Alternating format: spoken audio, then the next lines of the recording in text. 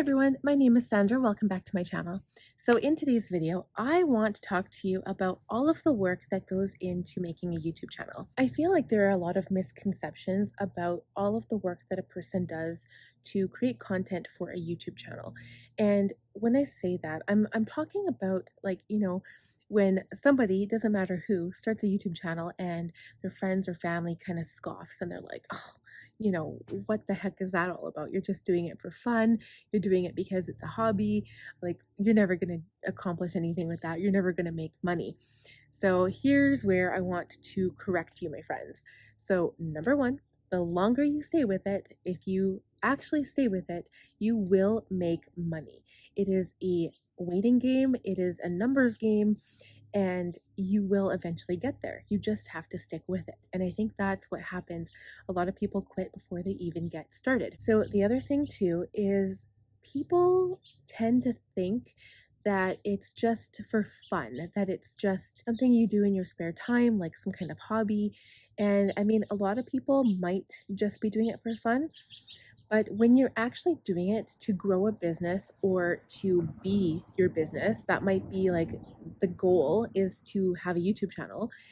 It actually takes a lot more work than people think. This video is for those people who are first thinking about making a channel and who haven't yet, or the people who are just getting started, and also for all of the doubters out there who don't realize how much work is actually involved.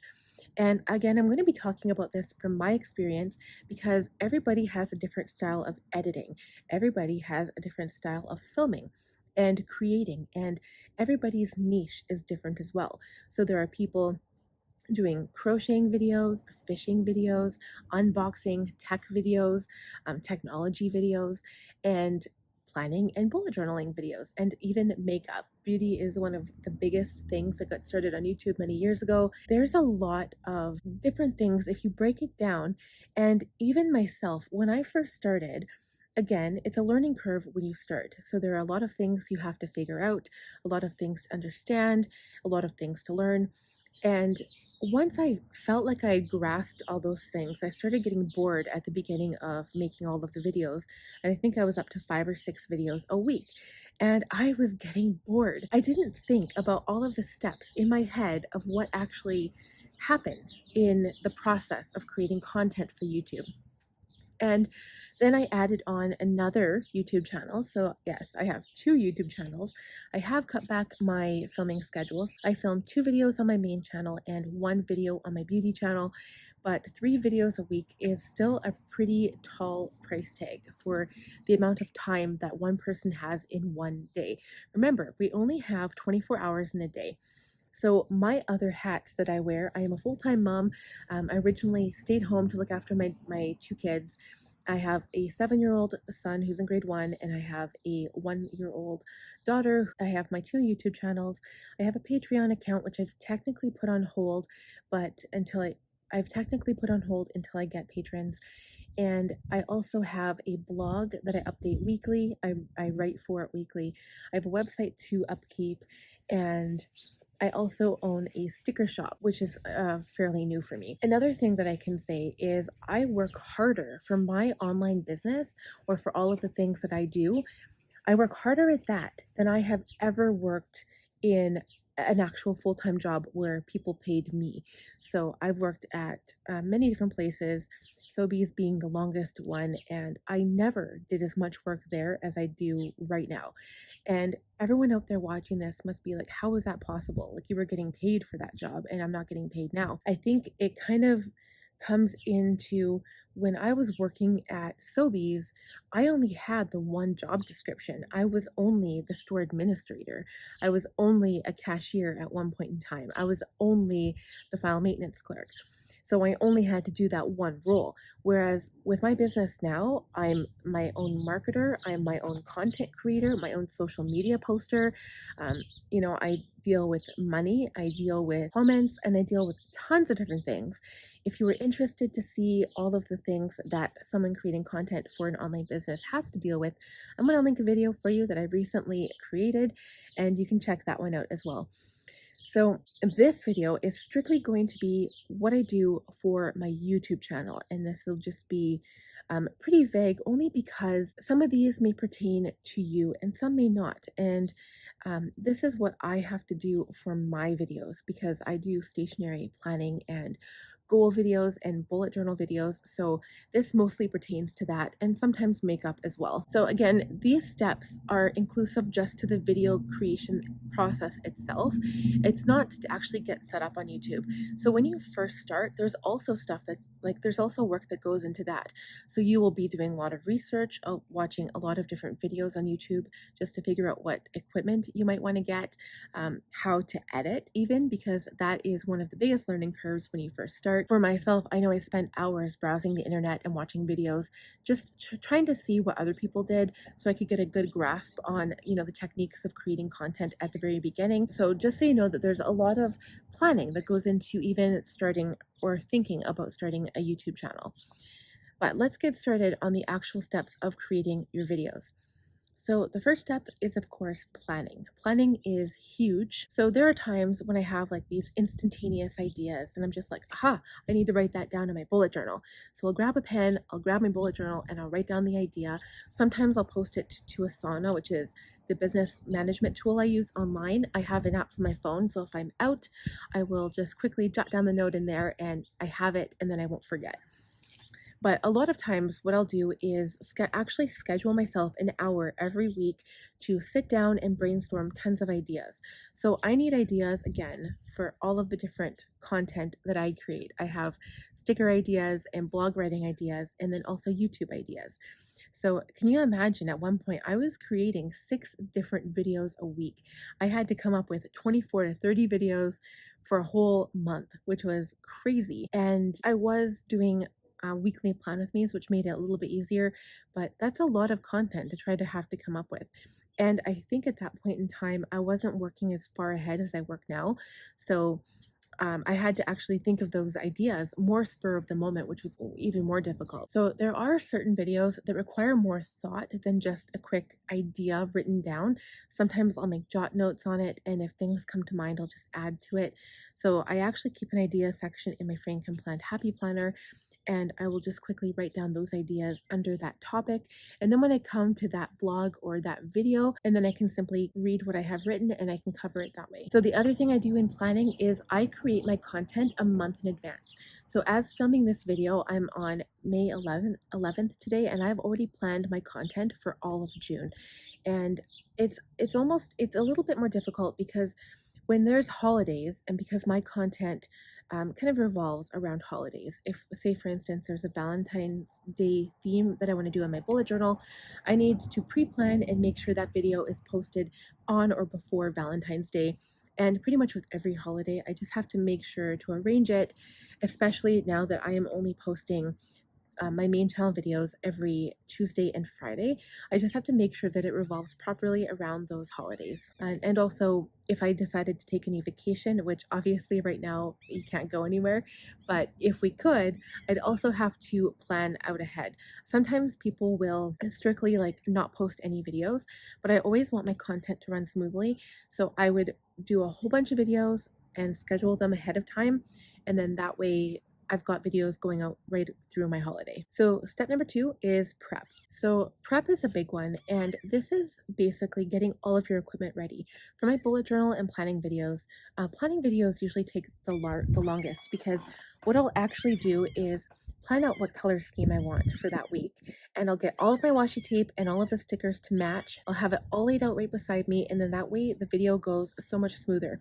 You don't want to be reaching for stuff or trying to find stuff in the middle of your video while you're already filming, because if you do that, the editing process is going to take that much longer. And honestly, the same for makeup. So what I'll do is I'll plan my video around, a new palette release, or around the Sephora VIB Rouge hauls. I'll try to plan my video content around those. And again, I will still theme them. So for instance, Valentine's Day, I'll do Valentine's Day makeup, or I'll do a green look for St. Patty's Day, or some kind of Christmas holiday look. And I still need to put all of my makeup, I have to go into my collection, take out every product I want to use or feature for that look, and have it all laid out. And again, you also have to have your makeup brushes clean, which takes a while because you have to do it the day before if you want them to be dried down properly.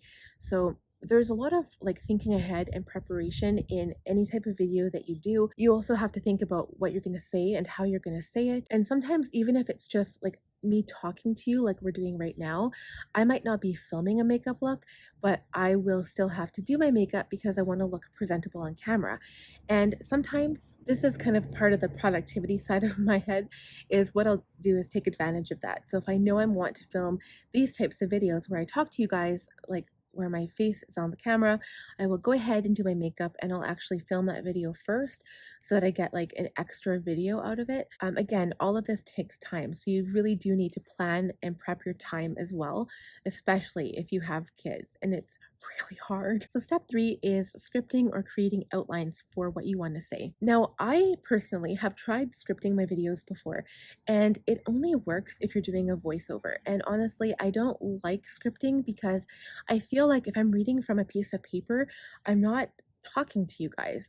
I want to talk to you like you're sitting right here in front of me and we're having a chat about whatever topic I'm discussing. And if I'm reading from a script, I almost feel like it's more robotic and it's not meaningful or intentional.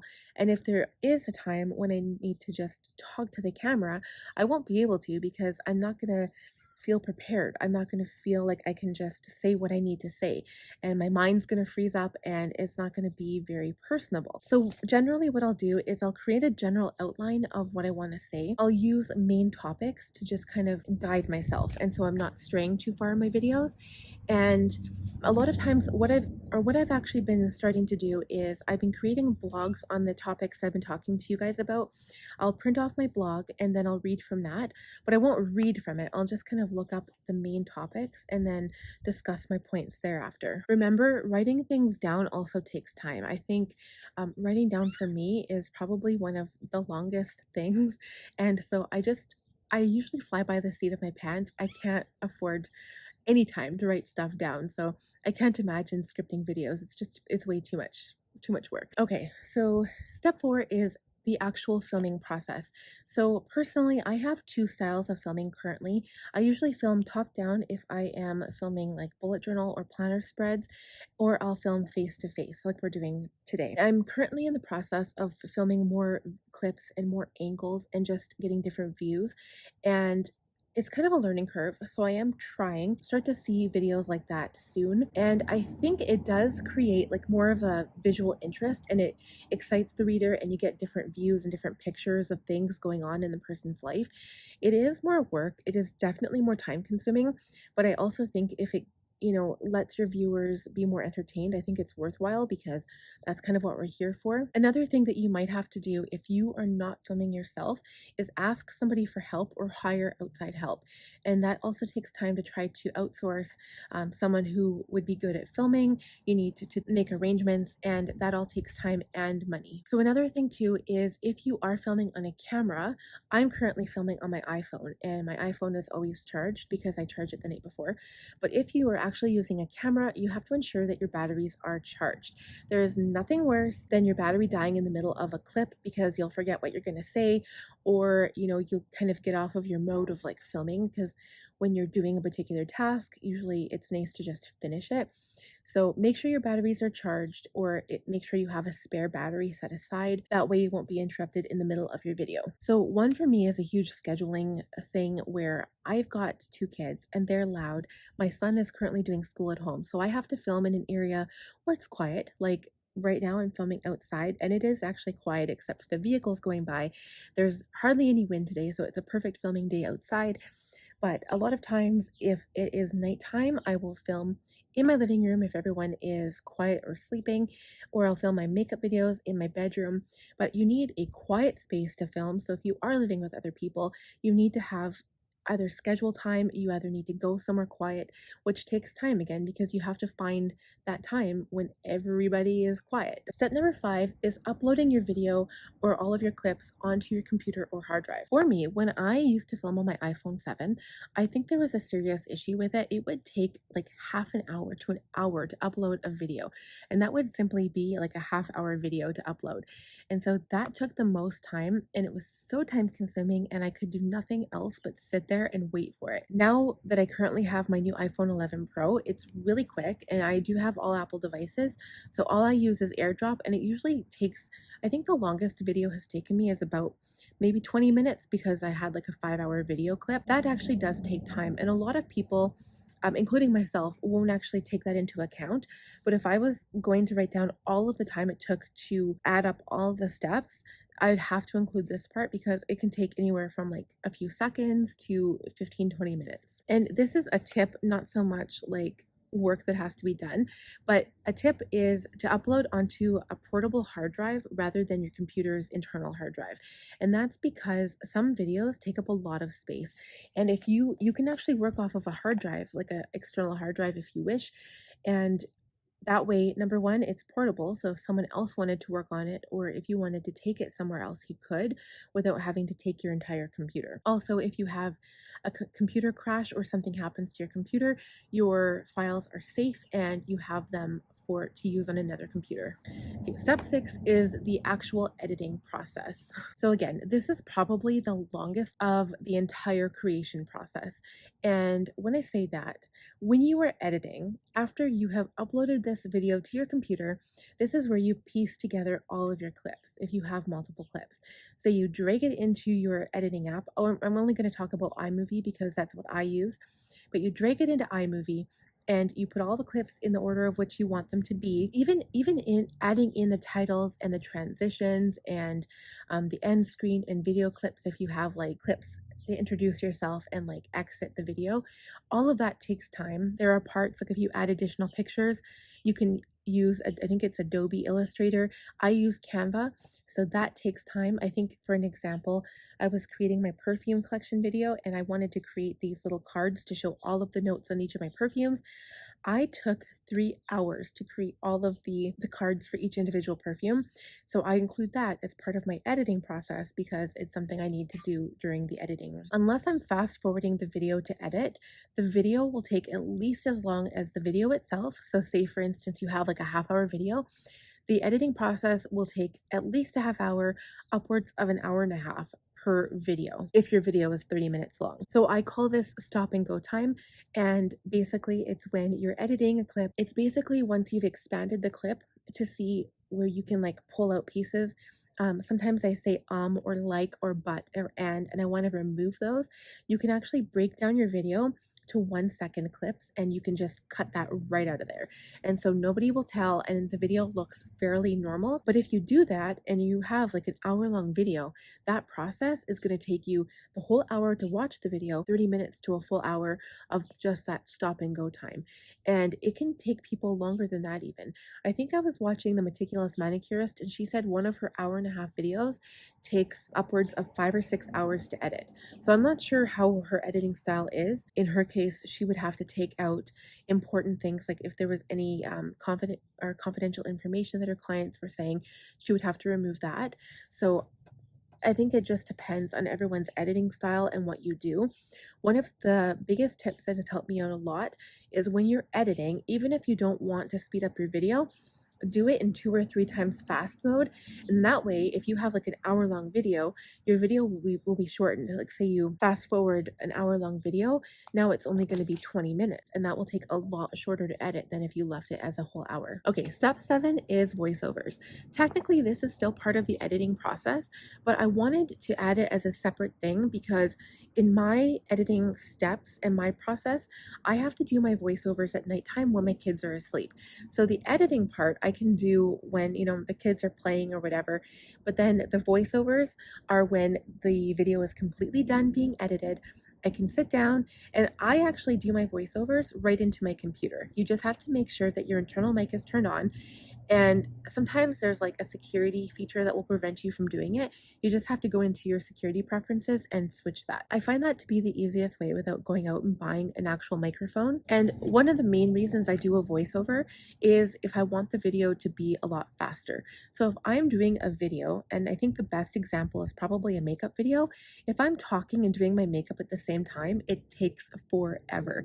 But if I do my makeup, speed up the entire video, and then just simply do a voiceover on top, I don't have any of those like distractions, and I can just simply talk about the makeup I'm using or the techniques I've used, and then the video is done in like 8 to 15 minutes. So it's perfect that way. It does go faster, and especially if you have like noises in the background or kids in the background, that is one of the best ways to do it. There are some times though, or some videos like in today's video, and I see this with different people. So sometimes people prefer to just sit and talk on their video and talk about a certain subject matter. It really does depend who your target audience is though, and what you're talking about, because you might not get a lot of people interested in that video. But there are also people who will talk about topics and then they'll just show different clips throughout the video, and they won't show themselves at all or their face, which is another completely different style of filming. So you have to find out what style works for you, and then whatever way you choose, you'll eventually know the more you do it how long it's going to take you to edit. So again, the voiceover process will take, again, just as long as the video itself. There are times, for instance, say I'm doing a bullet journal video, I will talk about the process, and then if it's an extremely long part, I'll usually just play background music so that you don't actually have to speak the whole time. And a trick to getting by a little bit quicker is you do that and then you fast forward to the next clip where you would start talking again. You quickly say your piece and then fast forward to the next clip, and so on. And that helps to get by it a little bit quicker than the length of the entire video. Okay, step 8 is adding music. Again, this is still technically part of the editing process, but I wanted to add it separate because sometimes it does take a bit more time to find that perfect song that you want to add to your video or your clips.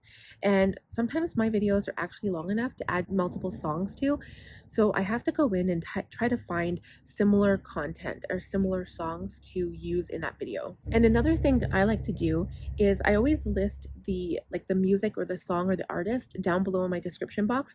I don't think I have to. I use Epidemic Sound, so anything that I use is cleared from copyright. But sometimes if you use YouTube music or the music from YouTube or the music from iMovie itself, they will actually ask you to leave the artist and the song down below, just so you're leaving credentials and that you're covering yourself for any copyright issues. Okay, step 9 is writing the description.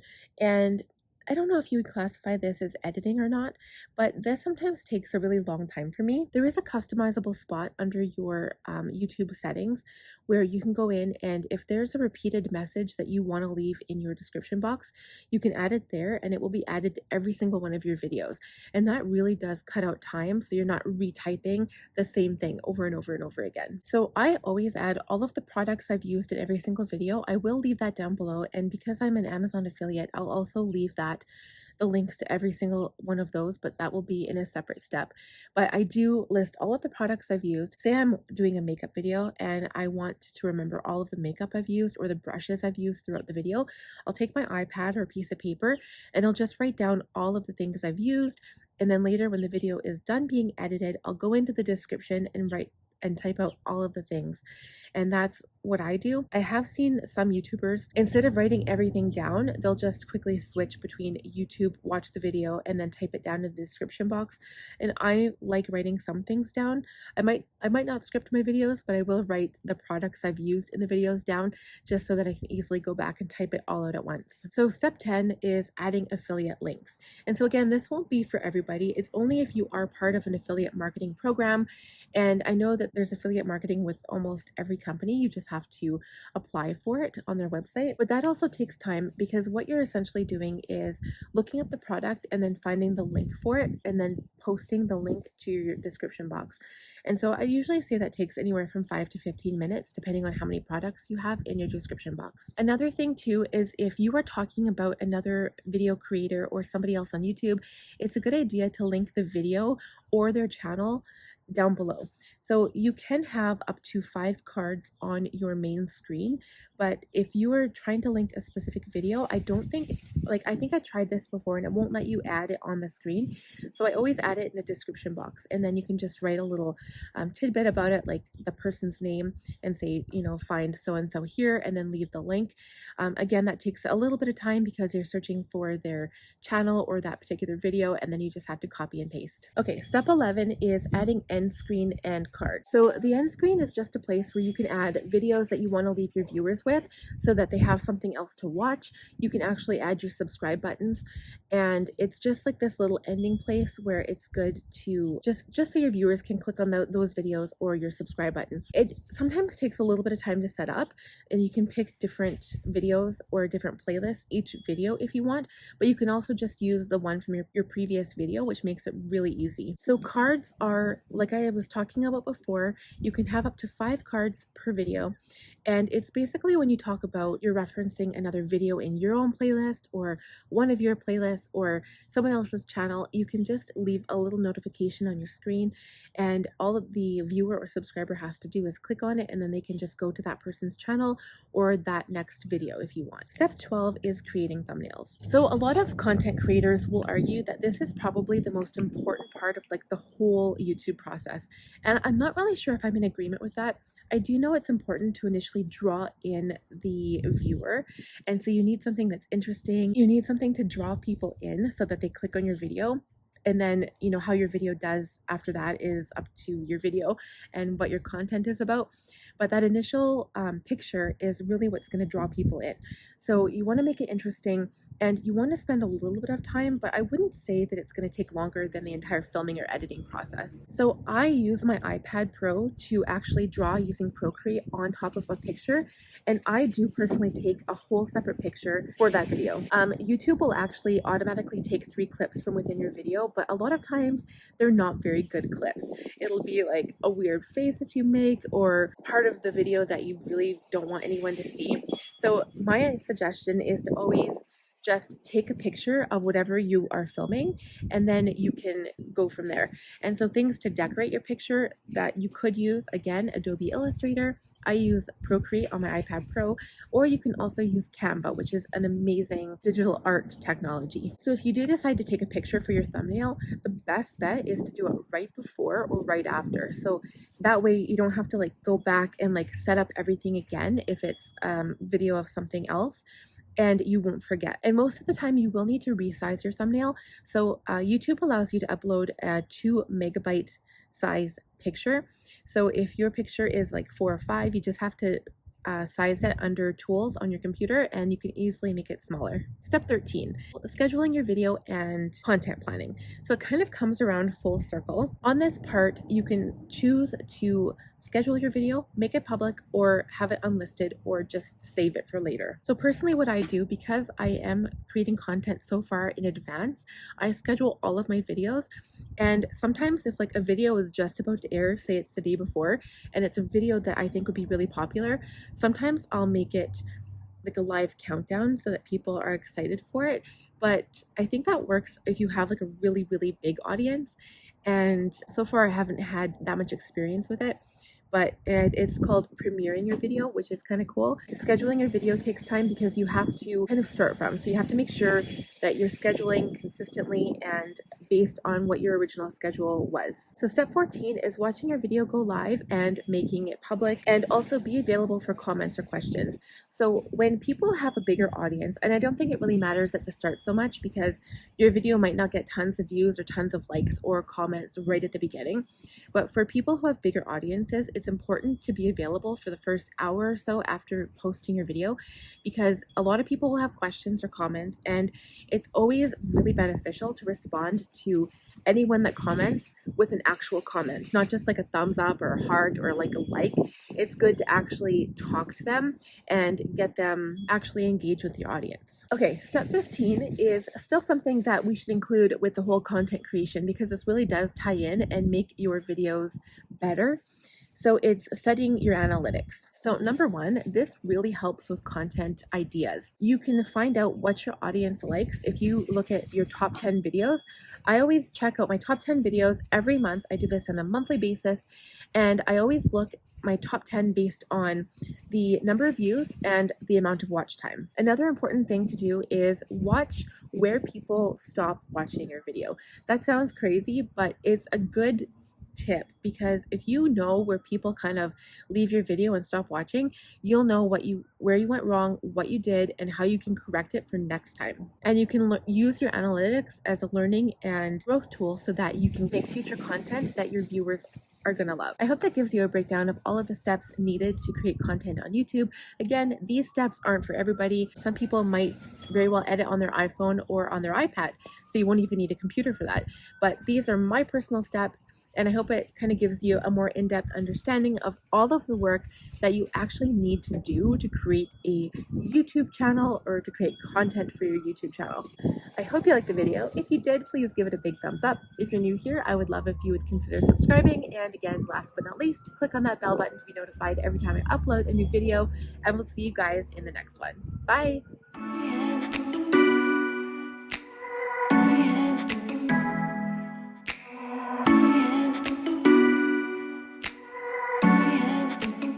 Down, you have to call. Ooh.